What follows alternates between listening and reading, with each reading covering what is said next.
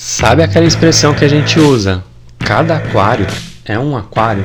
Ou tipo, cada aquário é um universo à parte? A gente fala isso normalmente para descrever que cada aquário tem determinadas características que podem ser bem diferentes de outros aquários.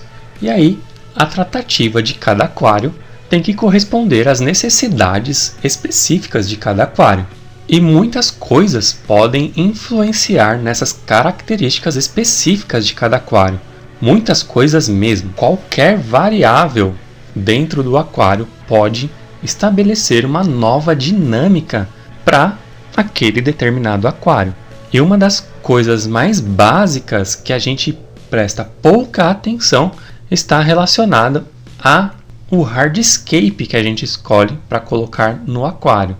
Se você não é familiarizado com esse termo hardscape, é basicamente a decoração dura que você escolhe para o seu aquário. Normalmente, quando a gente trata sobre aquários com plantas ou aquário plantados, existe essa diferença aí dos mais elitistas, que eu não gosto muito de usar. Para mim, todo aquário que tem planta é plantado. Para mim. Mas a galera mais elitista não gosta muito de usar o termo aquário plantado para aquários que tenham plantas. Enfim, normalmente aquários que tenham plantas acompanham um hardscape formado normalmente por rochas, por troncos ou até mesmo pelos dois, por rochas e troncos, normalmente. E esses elementos têm uma influência muito forte na química da água e como o aquário vai corresponder a essa química e apresentar determinadas demandas, problemas e soluções. Fica comigo até o final para a gente desenrolar essa ideia aí sobre as diferenças que o seu hardscape pode proporcionar para o seu aquário. Fala povo, Rick Gama aqui. Hoje eu vim trazer um videozinho, pretendo ser bem rápido, bem básico, para a gente introduzir um assunto aqui que eu pretendo tratar mais destrinchadamente em outros vídeos, porque é um assunto meio complexo.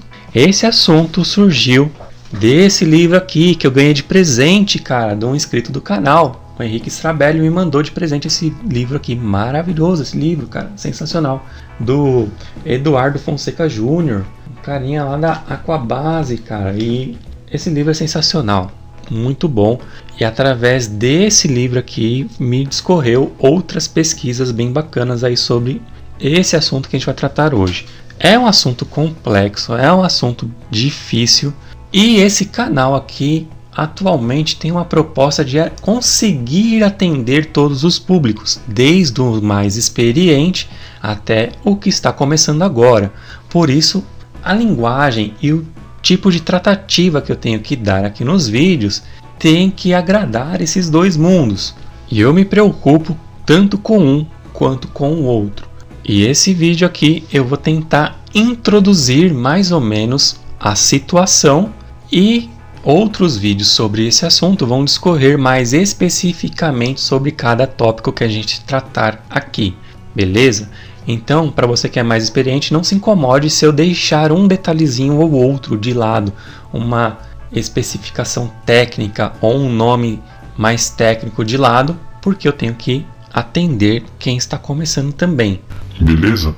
E é um assunto realmente bem complexo e ficaria um vídeo mega chato e maçante se eu utilizasse todos os termos que contém dentro desse assunto. Mas vamos lá.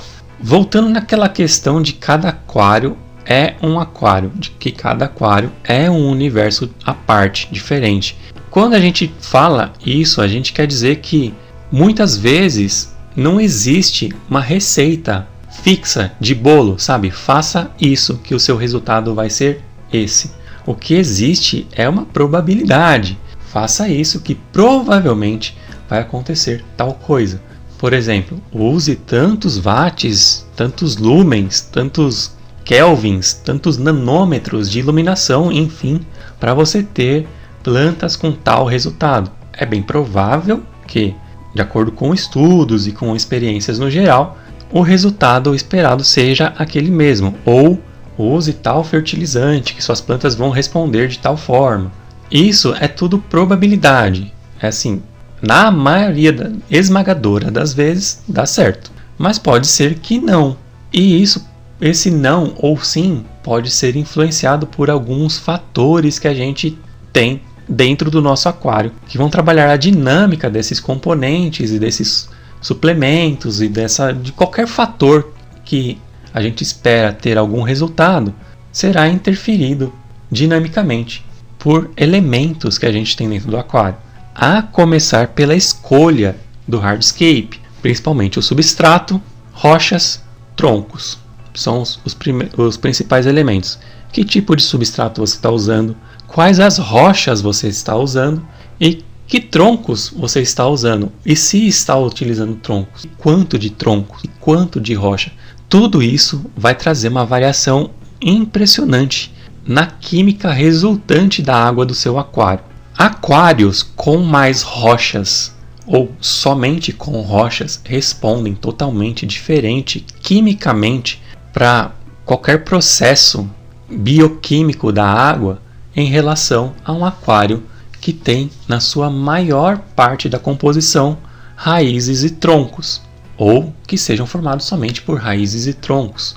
Consequentemente, também, esses tipos de aquário acabam influenciando o aquarista a seguir determinados estilos de aquarismo.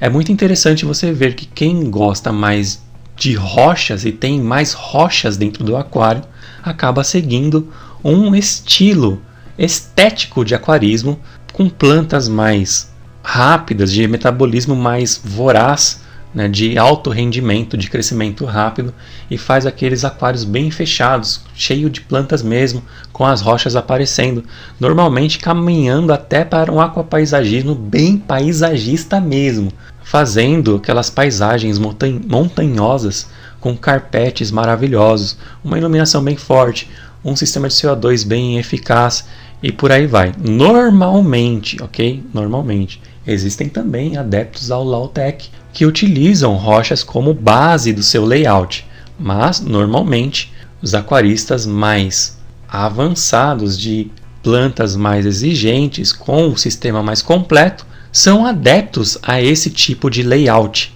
Não quer dizer que eles não se aventurem eventualmente por aquários mais decorados ou mais estruturados com troncos e raízes. É só uma tendência, ok? Não é uma regra. Assim como aquaristas que preferem troncos e raízes também têm a tendência de preferir epífitas aquáticas, samambaias aquáticas como microsorums e aráceas aquáticas como as anúbias. São as plantas favoritas dessa galera, musgos, anúbias, microsorums. A gente tem falado bastante sobre essas três famílias aqui, né? É que eu tenho uma familiaridade um pouco maior com essa galera.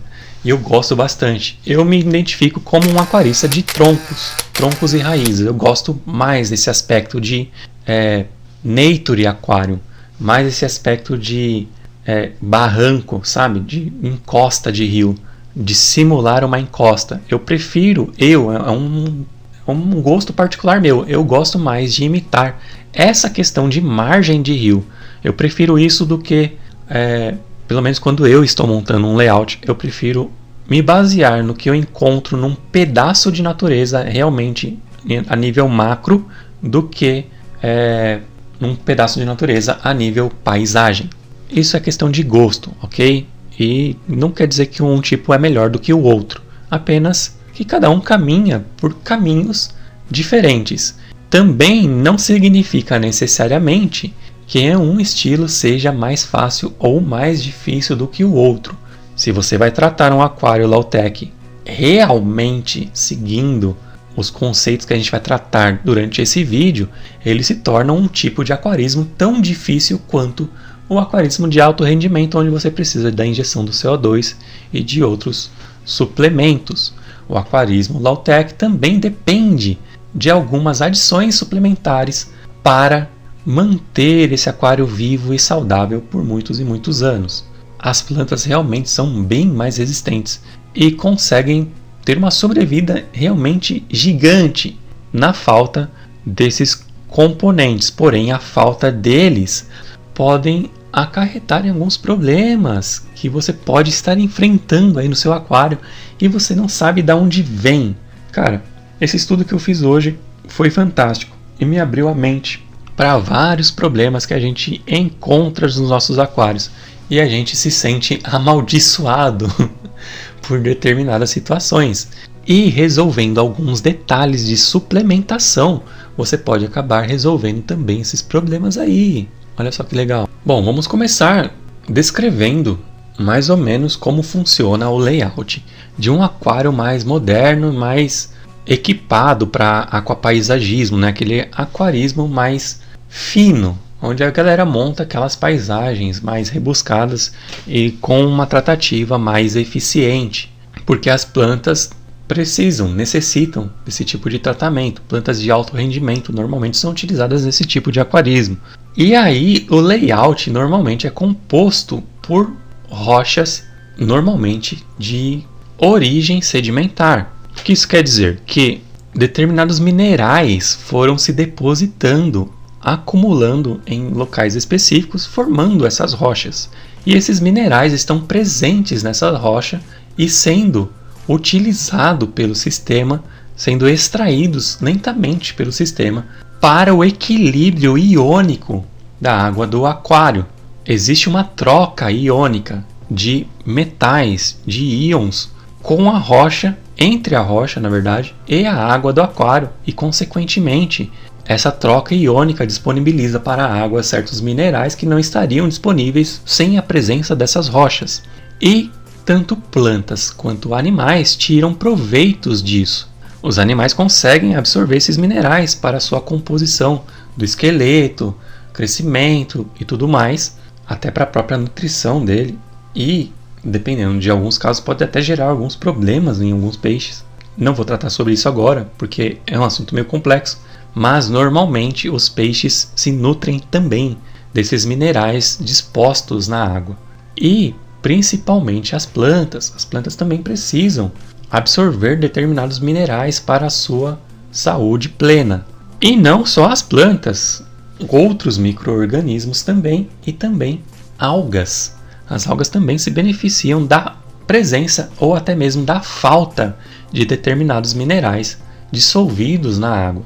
E esses minerais, normalmente, no aquário, vêm de rochas sedimentares utilizadas no layout. Muitas vezes montamos aquários sem levar em consideração. Eu mesmo nunca levo em consideração essa questão mineral. A única questão mineral que eu presto atenção é para não colocar uma rocha que realmente seja extremamente calcária, como uma rocha Zanzibar, por exemplo, onde ela é de leito oceânico e ela vai fatalmente aumentar muito o pH da água. São rochas que normalmente a gente usa em composições ou apenas para suplementação de carbonato de cálcio em aquários de ciclídeos africanos ou aquários marinhos, por exemplo, que necessitam de um pH e um KH realmente elevado. Então a gente usa esse tipo de rocha que é bem mais agressiva nesse quesito. Existe também a dolomita, a aragonita, enfim, são vários substratos e rochas que interferem diretamente nessa questão de pH e KH.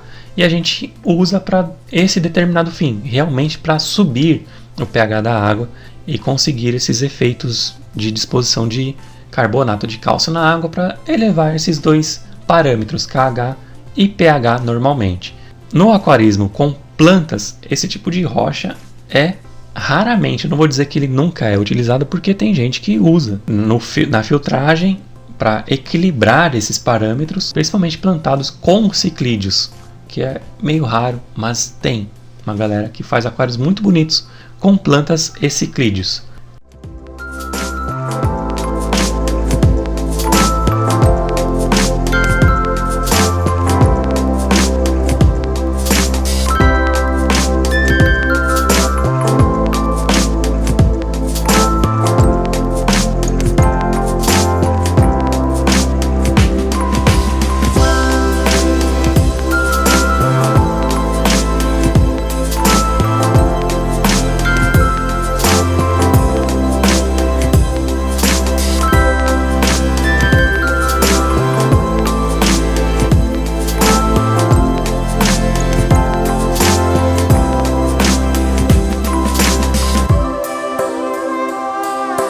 Enfim, normalmente as rochas utilizadas no aquapaisagismo são de origem sedimentar, com vários minerais dispostos, mas elas têm um apelo mais estético, né, que proporciona uma característica estética mais puxando para a possibilidade de fazer realmente aquelas estruturas parecidas com montanhas.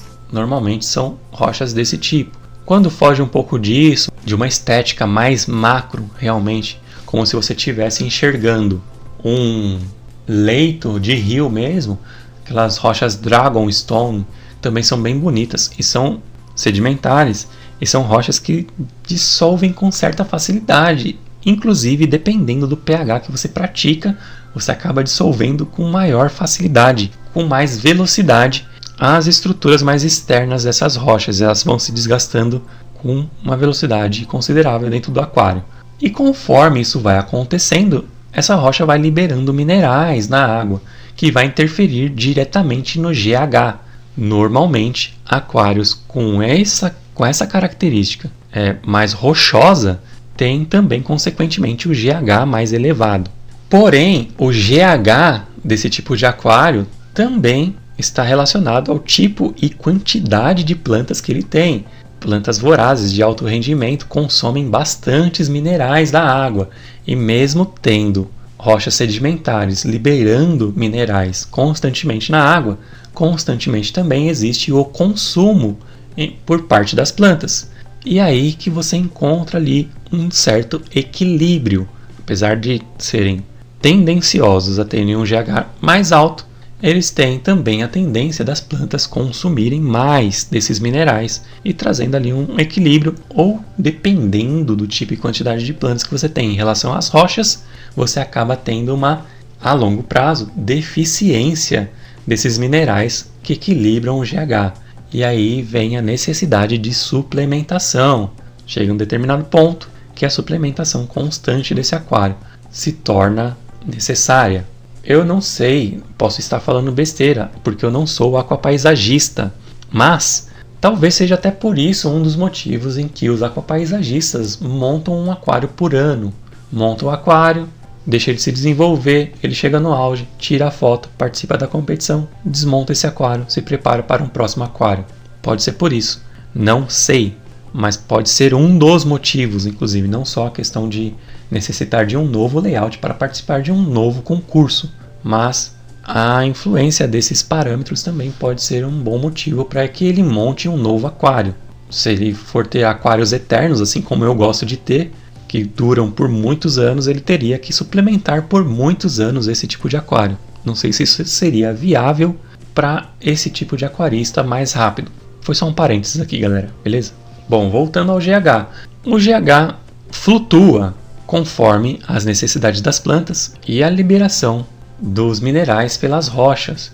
Inclusive, um outro parâmetro que influencia também na liberação desses minerais para a água é a injeção do CO2, que o CO2 tem a característica de acidificar a água. O pH fica mais baixo. Um pH mais ácido tem a tendência de lixiviar com maior velocidade. Lixiviar é tirar, extrair esses nutrientes, esses minerais da rocha com maior velocidade. Desses minerais que eu estou citando aqui, que na verdade eu não citei, eu só falei genericamente, esses minerais, desses minerais, os mais importantes, mais relevantes e mais abundantes nessa composição toda são o cálcio e o magnésio. Por serem rochas sedimentares, por algum motivo, a composição maior dessas rochas se dá para esses dois elementos, cálcio e magnésio. Normalmente é o que mais se preocupa em relação à nutrição e à necessidade das plantas e dos animais também em absorver esses elementos minerais provenientes dessas rochas. Esse tipo de rocha é tratado com um termo nesse livro aqui.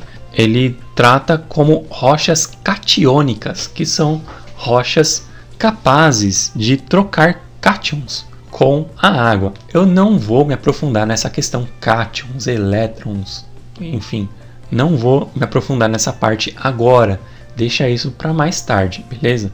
Vamos tratar esse vídeo aqui de uma forma bem básica para a gente começar a compreender esses conceitos. Depois a gente aprofunda de uma forma mais química, até porque eu vou ter que estudar bastante nisso, porque eu não sou químico, mas a gente consegue entender uma coisinha ou outra assim, e dá para trazer de uma forma bem explicadinha, bem desenhadinha aqui essas questões químicas num outro vídeo.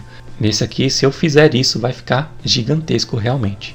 Uma característica bem interessante nesse tipo de aquário, onde se utiliza bastantes rochas catiônicas, bastantes rochas que apresentam esses sedimentos minerais e trocam esses minerais com a água, como a gente já discorreu anteriormente, através das variações de pH e tudo mais. É muito interessante como esse tipo de aquário, e eu não sabia disso, e eu fui notar somente durante esse estudo, onde ele cita esse tipo de situação. Esses aquários são mais suscetíveis à aparição de alguns tipos de algas que não são tão comuns em aquários constituídos por troncos e raízes. Olha aí, vamos começar a entender alguns problemas que você possa estar enfrentando com algas que você não sabe de que infernos vêm essas algas. Pode ser daí. Aquários rochosos, principalmente desse tipo de rocha, tem a tendência a ter algas do tipo green spot e algas filamentosas. Olha que interessante. Ele identifica esse tipo de alga como algas filamentosas duras. Realmente eu não sei o que isso significa em questões mais técnicas. Algas filamentosas duras. Para mim eu só conhecia algas filamentosas. Era tudo algas filamentosas para mim. Mas ele caracteriza elas como algas filamentosas duras. São as algas mais comuns de aparecerem nesse tipo de aquário mais rochoso, por questões dessas trocas iônicas que ocorrem durante essas reações químicas entre água e rocha. Interessante, né? Olhando agora os aquários constituídos por mais troncos e raízes, olha só, normalmente esse tipo de aquário normalmente não utiliza muitas rochas. Cara, pensando aqui, eu já montei bastante aquário utilizando bastante rocha e tronco junto. Eu gosto desse tipo de composição. Eu gosto de parecer que a raiz está saindo por entre as rochas, né? Como se fossem raízes de árvores do lado de fora do rio entrando para a margem. Eu gosto desse estilo de aquário. Já montei bastante aquário assim, constituído por bastante rocha com bastante troncos e raízes. Mas isso não é um conceito muito abordado pela maioria da galera que usa esse tipo de layout utilizando troncos e rochas. Normalmente quem usa troncos e rochas, assim como eu já tive também, utiliza realmente troncos e raízes, mesmo na sua maior proporção. Normalmente essa galera tem essa preferência. Eu mesmo já tive aquário que só tinha troncos, e eu gosto muito desse aspecto. E olha que interessante, esse tipo de aquário normalmente tem o GH bem mais baixo, não pela presença do tronco normalmente. Também o tronco ajuda a amolecer a água, pelas questões do tanino e tudo mais, que a gente pode tratar mais especificamente em um outro vídeo, os efeitos do tanino na água. É um bom tema, eu vou anotar. Não só por isso, mas também pela falta das rochas. A falta de rochas catiônicas. Eu gosto desse nome, catiônicas. A falta dessas rochas traz também a deficiência desses minerais na água, o que também ajuda a essa água ficar mais mole. Se você está começando agora e não está familiarizado com esse termo, água mole e água dura, tanto bate até que fura. Brincadeira. Não está familiarizado com esse termo, água mole, ele está relacionado ao GH, ok? Na dureza geral. E aí quando o GH é baixo, normalmente a gente diz que a água é mole. Quando o GH é alto, a gente quer dizer que a água é dura. Isso pela presença de minerais. Se você quer saber um pouco mais sobre isso, tem esse vídeo aqui no canal que explica que diabos é o GH. Beleza? Depois dá uma assistida nele que você vai entender essa questão toda de água mole, água dura, tanto bate até que fura. Voltando, então aquários com mais composição de troncos e raízes tem o GH mais baixo e tem uma suscetibilidade, é assim que fala? Não sei. A ter deficiência de determinados minerais, principalmente magnésio. Cálcio e magnésio, mas o mais interessante aqui no caso será o magnésio. Deficiência de magnésio traz aí alguns problemas interessantes. E isso se deve também à presença de um outro elemento. A própria clorofila tem uma ação bioquímica importante na água. E a presença de muita clorofila também altera e traz determinados problemas aí para a água. Quando você tem deficiência de magnésio e excesso de clorofila, você tem alguns problemas. Só abrindo um parênteses aqui, um fato interessante é que esse tipo de aquário com mais troncos e raízes, o aquarista normalmente tem preferência para utilizar plantas epífitas aquáticas. Epífitas aquáticas são aquelas plantas que se agarram ao hardscape. Normalmente, quando a gente utiliza troncos e raízes, a gente utiliza também vários tipos de musgos, microsorums e anúbias, aquela tríade de família maravilhosa do aquarismo low-tech. E essas folhas dessas plantas normalmente são folhas grandes, folhas largas e folhas de perfil bem espesso, né? São bem grossinhas, mas são folhas realmente mais grossas. Esse tipo de folha tem bastante clorofila e aí esse tanto de clorofila na água também traz uma relação ali com a falta do magnésio e traz alguns problemas interessantes para o nosso aquário que a gente nunca imaginou. Eu mesmo nunca imaginei que isso poderia acontecer por essa relação de falta de magnésio, excesso de clorofila, taninos e tudo mais. Essa questão da clorofila eu posso trazer num outro vídeo também. Não vou discorrer tanto sobre isso, mas isso é citado nesse estudo. E para falar a verdade, eu ainda não entendi muito bem. Vou estudar melhor, depois eu trago para vocês essa parte.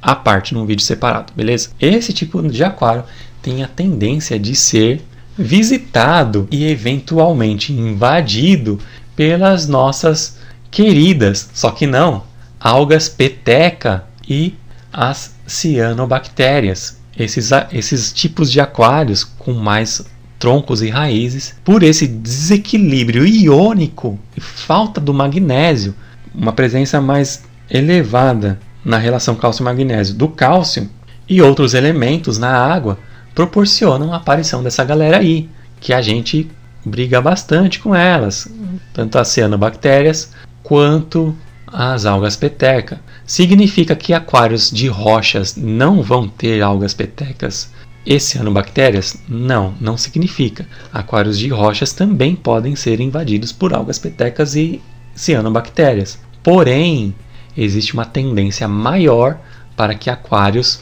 low-tech, né? Porque muita gente não gosta desse termo low-tech. Eu gosto pra caramba desse termo low-tech. Eu acho um termo bem bacana.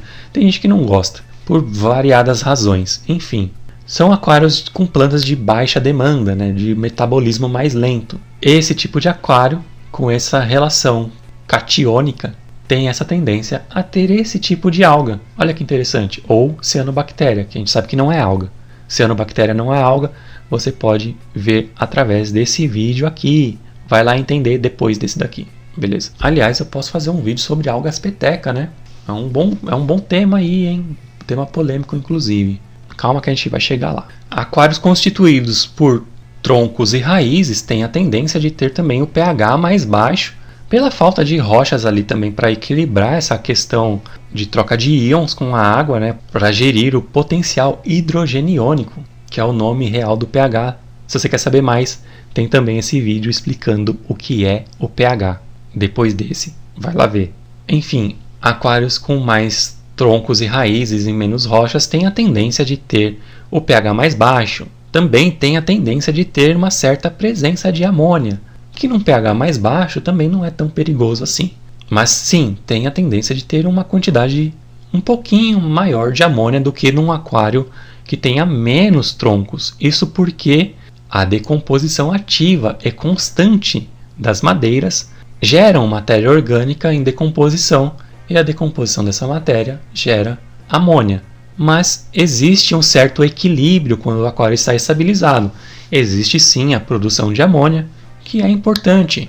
Chega a ser perigosa em determinadas temperaturas e pHs, mas se esses outros parâmetros estão controlados e normalmente estão em equilíbrio num aquário montado dessa forma, não se torna perigoso e se torna até essencial e importante que tenha realmente amônia aparecendo, porque a amônia vai gerar os nitritos e nitratos que vão gerar nutrição também para as plantas.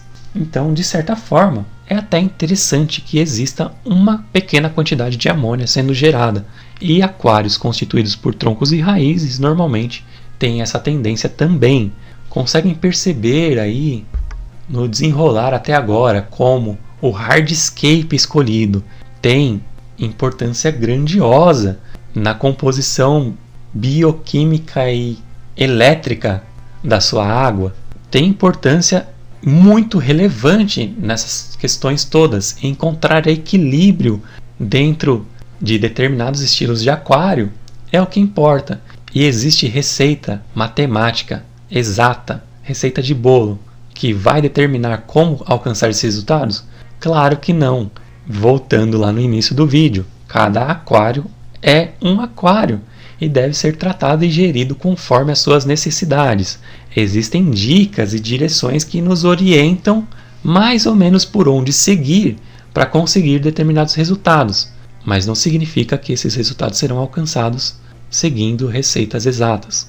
O melhor é o aquarista conhecer de verdade o seu aquário, fazendo testes, observando, acompanhando diariamente o desenrolar desses processos bioquímicos da água do aquário em relação ao que ele tem dentro do aquário e reparar o que acontece se ele acrescentar ou privar o aquário de determinados nutrientes ou minerais ou afins. Conseguem entender como cada aquário é um aquário? Olha só que interessante esse trecho do artigo que eu utilizei como base, que eu vou deixar o link aqui, beleza? Sabemos que as green spots, aquele tipo de alga, eu vou deixar a imagem dela aqui, ó. Sabemos que esse tipo de alga são sinal clássico da falta de fósforo. Nos aquários de rochas, a razão cálcio, magnésio provavelmente estaria sendo influenciada de forma direta pela razão nitrogênio, fósforo. O cálcio das rochas compete com as plantas pela oferta de fósforo. Olha só, as rochas absorvem fósforo disponível da água para fazer troca catiônica. E as plantas também dependem de fósforo. E as algas também dependem de fósforo, às vezes. Olha só que interessante. Voltando ao texto. A razão cálcio e magnésio provavelmente estaria sendo influenciada de forma direta pela razão nitrogênio-fósforo. O cálcio das rochas compete com plantas pela oferta de fósforo, absorvendo uma parte desse fósforo nas rochas. Logo, uma alta razão cálcio-magnésio pelo excesso de cálcio acaba subindo demais a razão nitrogênio-fósforo, eventualmente levando as plantas à carência de fósforo.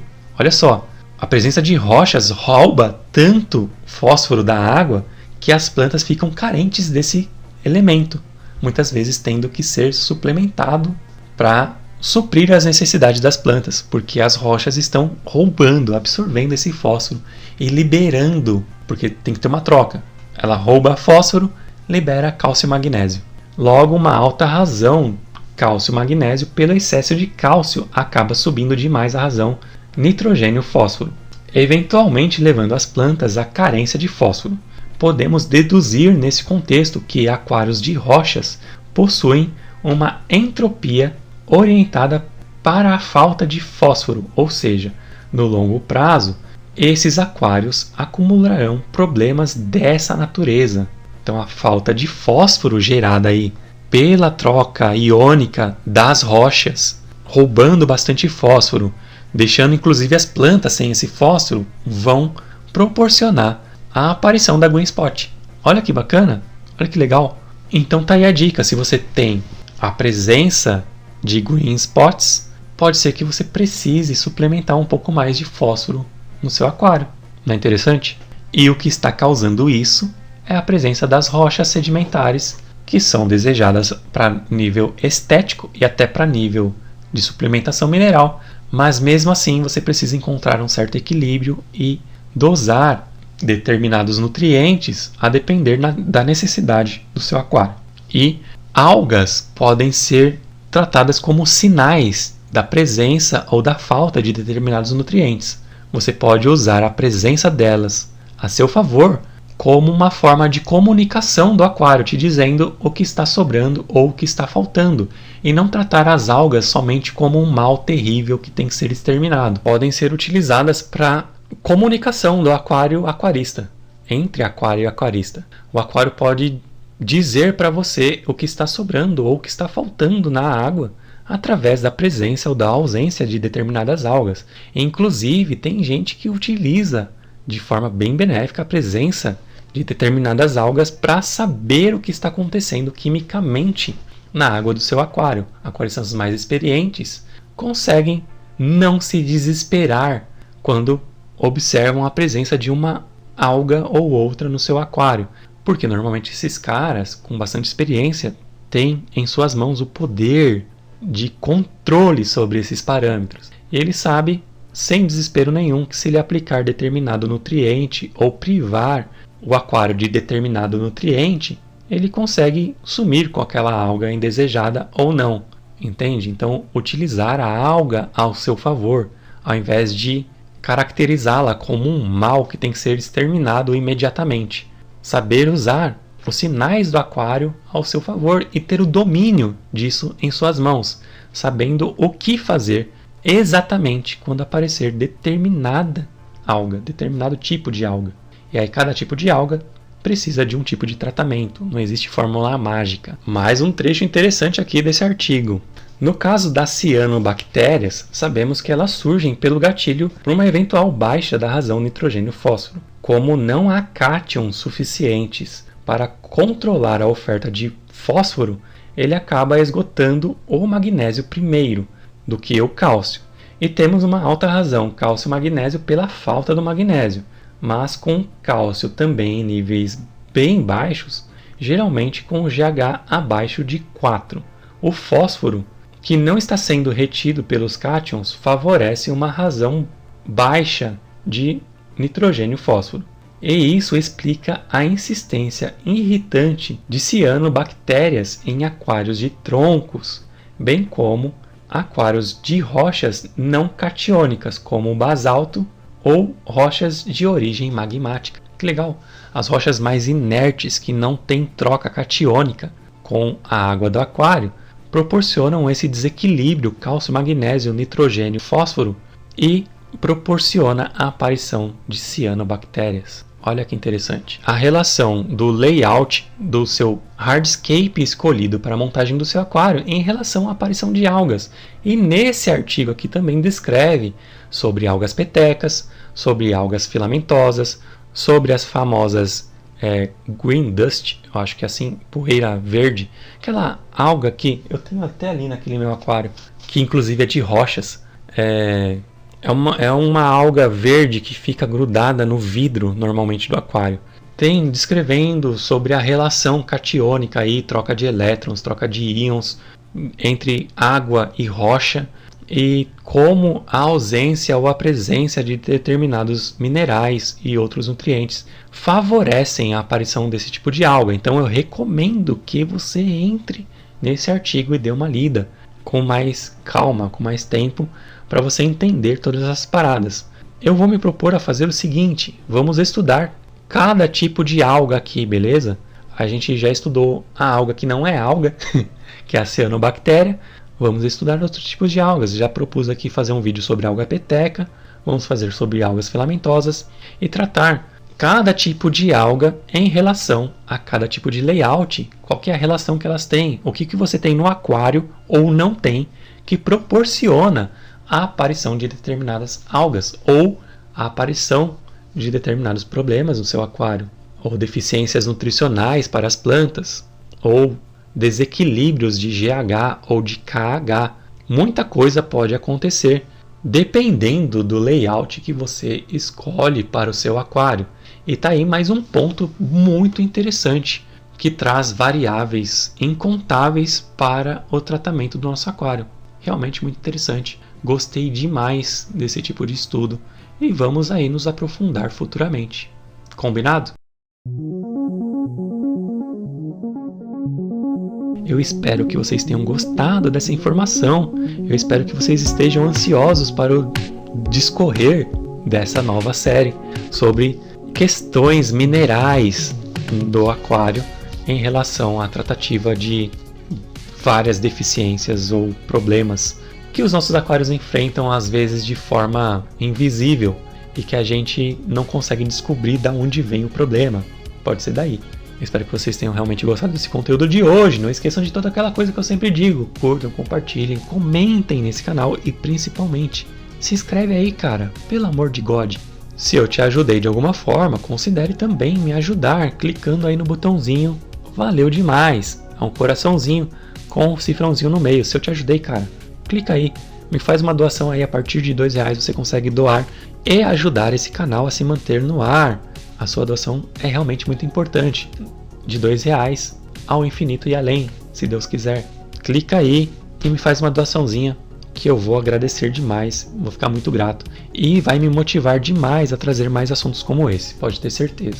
Mas se você gosta bastante desse canal e você quer contribuir de alguma forma com esse canal, de forma mais direta, de forma mais intelectual, quem sabe, considere também se tornar membro dele, clicando no botãozinho que deve estar aqui por baixo, ou em algum lugar aí do meu canal, um botãozinho escrito Seja Membro. Clique nesse botãozinho. Acho que é menos de R$8, você faz parte desse canal, tendo acesso a áreas exclusivas dele, como acesso a vídeos exclusivos e a lives exclusivas também, que acontecem quinzenalmente. E também ao nosso grupo do Telegram, que está sensacional. Que grupo maravilhoso, que grupo espetacular, onde, cara, surgem questões lá nesse grupo que eu nem tenho tempo de responder. Quando eu vou responder, alguém já respondeu na minha frente e já resolveu o problema do caboclo. E o cara já está feliz da vida com seu problema resolvido. Tem muita gente experiente, muita gente interessante lá nesse grupo e muita gente que pode e gosta de ajudar demais em questões aquarísticas, principalmente a ajuda muito solidária a iniciantes no aquarismo. Pode ter certeza que esse grupo está top demais. O Henrique tá lá. O cara que me deu esse livrinho aqui tá lá e o cara manja, hein? Valeu, Henrique, pela sua contribuição aqui pro canal. Já estamos tirando proveito dela, olha aí, beleza? Então é isso, né? Chega, né?